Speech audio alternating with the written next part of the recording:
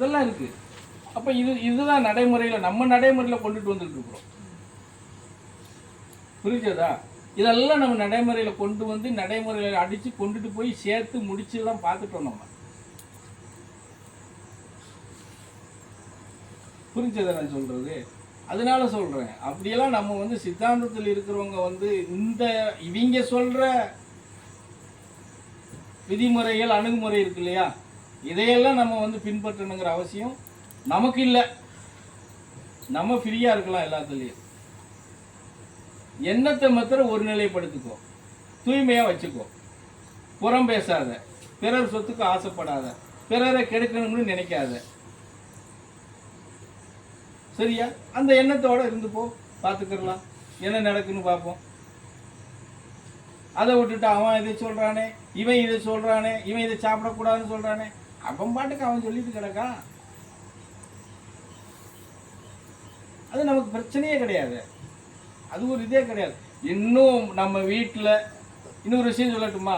இப்போ ஐயப்பன் கோயிலுக்கு மாலை போடுறீங்க, முருகனுக்கு மாலை போடுறீங்க. நம்ம வீட்லேயோ நமக்கு ரொம்ப வேண்டப்பட்டவங்களோ ஒருத்தர் உயிர் நிறைவாயிறாங்கன்னு வச்சுக்கோங்க. இவங்க அது மாலையை கழட்டி பாலில் போட்டுருவாங்க.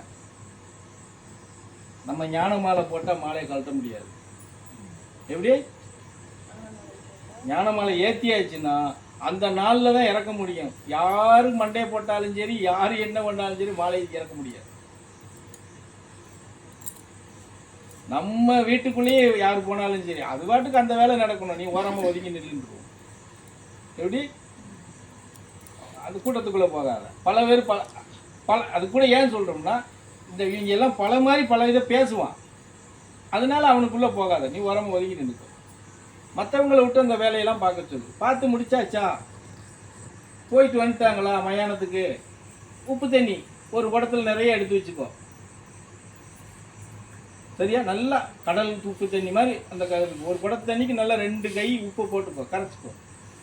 ஒரு குடத்தில் நல்லா மஞ்சள் தண்ணி வச்சுக்கோ, ஒரு குடத்தில் யதார்த்தம் நம்ம தண்ணியை வச்சுக்கோ. போய் வந்த உடனே அங்கே மயானத்துக்கு போயிட்டு வீட்டுக்கு வருவாங்கள்ல, நீ வீட்டுக்கு தள்ளி நின்று நீ அந்த முதல்ல உப்பு தண்ணியை தலைவலியாக கீழே வரைக்கும் ஊற்றி விட்டு, அப்புறமும் மஞ்சள் தண்ணி தூக்கி ஊற்று, அதுக்கப்புறம் நல்ல தண்ணி ஊற்றி குளிச்சுட்டு அந்த ட்ரெஸ்ஸை மாத்திரம் அப்படியே களைஞ்சி எடுத்துரு. அவ்வளோதான். அப்போ கட்டியிருக்கிற வர ட்ரெஸ்ஸு, அந்த ட்ரெஸ்ஸை மாத்திரம் மறுபடியும் உபயோகப்படுத்தாது. அது எதுவாக இருந்தாலும் சரி, அதை அப்புறப்படுத்திடு. அவ்வளோதான் அந்த விஷயத்தில். ஆனால் மாலையை மாத்திரம் இறக்க முடியாது. அது முடிஞ்சிருச்சா அப்புறம் நீ எதில் வேணாலும் கலந்துக்கிறலாம். உன் வீட்டுக்குள்ளே, அடுத்த வீட்டுக்கு தான் நீ கலந்துக்கிற முடியாது, உன் வீட்டுக்குள்ளே கலந்துக்கிறலாம். இதுதான் நம்மளுடைய சித்தாந்த விதி முறை. இதுதான். இதில் எங்கேயாவது நமக்கு பாதிப்பு வர போதா? புரியுதா நான் சொல்கிறது? அப்போது அதுதான் சொல்கிறேன், இந்த மாதிரி சில விஷயங்களை நமக்கு வந்து எடுத்து கொடுத்து புறந்தள்ளி வைக்கிறதுனால தான் அப்போ சொன்னேன் இல்லையா, இறைவனுக்கும் நமக்கும் பல மைல் தூரத்துக்கு நம்ம இருக்கிறோம். நெருங்க விடாமல் வச்சுக்கிறது. நம்ம என்ன செய்கிறோம்? அது இல்லை, இறைவனும் நீயும் ஒன்றா கலந்து நிற்கிறதுக்கு பாருன்னு சொல்கிறோம். இறைவனும் நீயும் ஒரு நிலைக்குள்ளே நில்லு, உனக்கு எப்படி துயரம் துன்பம் வருதுன்னு பார்ப்போம்னு சொல்லி கொடுக்குறோம். ஆனால் நீங்கள் என்ன பண்ணுறீங்க? சரி சரிங்கிறீங்க. வெளியில் போன உடனே அந்த பழைய கதைக்குள்ளே தான் இருக்கிறீங்க. பழைய கதைக்குள்ளே தான் இருக்கிறீங்க. அதுக்கு தான் சொல்கிறேன், உங்கள்கிட்ட யாருக்கிட்டையும் மாற்றம் எனக்கு தெரியலப்பா. நான் சொல்கிறது புரியுதா? இப்போ இவ்வளோ விஷயம் கொடுத்துருக்கேன், இதில் ஏதாவது நீங்கள் மாறி இருக்கீங்க? மாற்றமே இல்லை. அதுதான் மாற்றம் இல்லை, மாற்றம் இல்லை, மாற்றம் இல்லைன்னு சொல்கிறேன். மாறுங்க. முதல்ல நீங்கள் மாறினா தானே மற்றதை மாற்ற முடியும்னு சொல்கிறேன். சில விஷயங்கள் நம்ம நடத்துறது வந்து உங்கள் நடைமுறையில் இருக்கிறது வந்து கொஞ்சம் வித்தியாசமாக தான் தெரியும். அது வித்தியாசம் என்ன? அது எதிர்முதிராக தான் இருக்கும். எதிர்முதிரனா உண்மையான நிலைப்பாடு அதுதான். நீ அதில் வந்து எதிர்முதிரா நீ நினச்சி என்ன பண்ண போகிற? புரிஞ்சது நான் சொல்கிறதா? அது எதிர்முதிராக தான் இருக்கும். நம்ம அதுக்கு வேண்டியது இல்லை.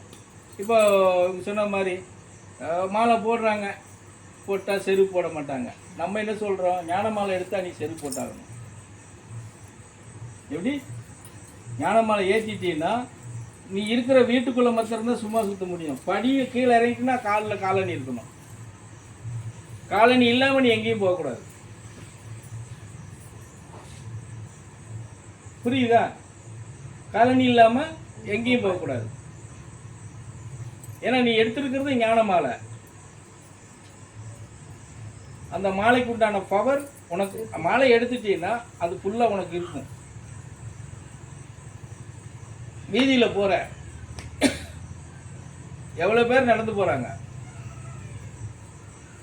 நீ காலனி இல்லாமல் நடந்து போனால் அத்தனை பேருடைய இதுவும் உனக்கு என்றாகும், உனக்கிட்ட பாஸ் ஆகும். அது பாஸ் ஆகும்போது உனக்கு உடம்பு வலி பயங்கரமாக வரும், சில உனக்கு உபாதைகள் வரும், உனக்கு பயம் வந்துடும்.